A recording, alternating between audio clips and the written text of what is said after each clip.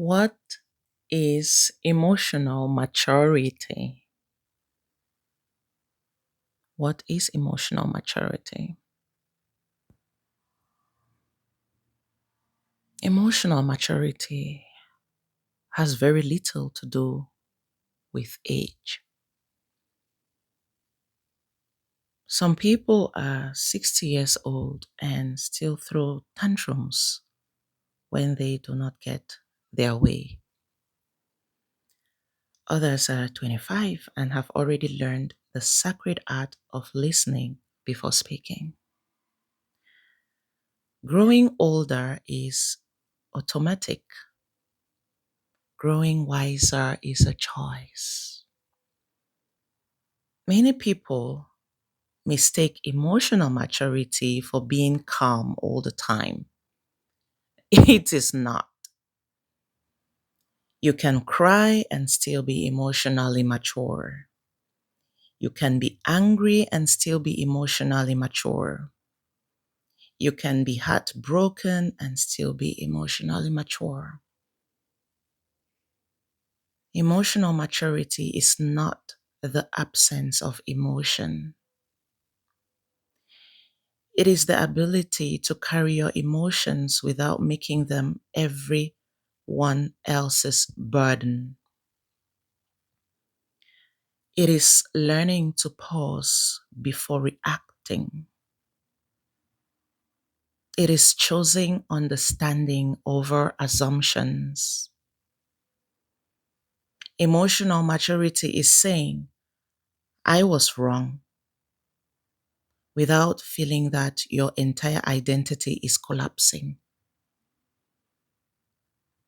It is apologizing because you value the relationship more than your pride. Emotional maturity is hearing criticisms without immediately preparing a defense.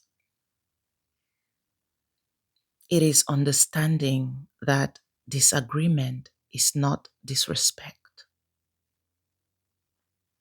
It is knowing that silence is sometimes wiser than the perfect comeback.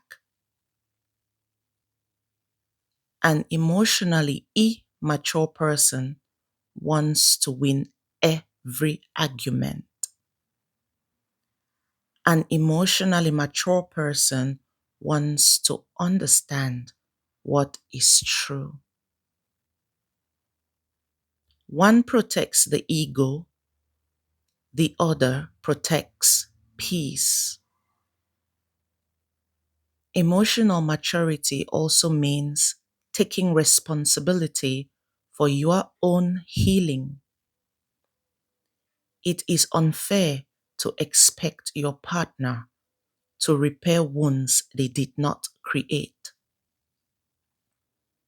It is unfair to demand that strangers carry the weight of your unresolved childhood.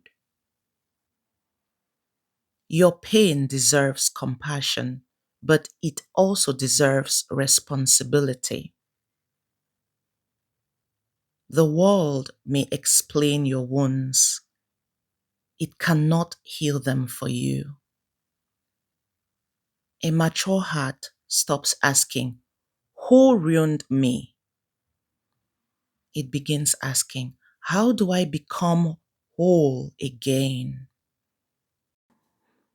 Perhaps the greatest sign of emotional maturity is this: you stop trying to control other people. You realize that you cannot force honesty, you cannot force loyalty, you cannot force love, you cannot force respect. You cannot force someone to choose you, but you can choose yourself. You can choose your boundaries. You can choose your peace. You can choose the kind of life you are willing to build. There is a quiet strength in people who no longer need the last word. There is wisdom in those who know when to leave without revenge. There is freedom in those who have learned that every battle does not deserve their energy. So now, ask yourself one question. When life becomes difficult, do I react or do I respond? The answer may reveal where your next season of growth begins. May your heart become softer without becoming weaker. May your spirit become wiser without becoming colder. And may you never mistake loudness for strength or silence for weakness. For the strongest souls are often the gentlest ones.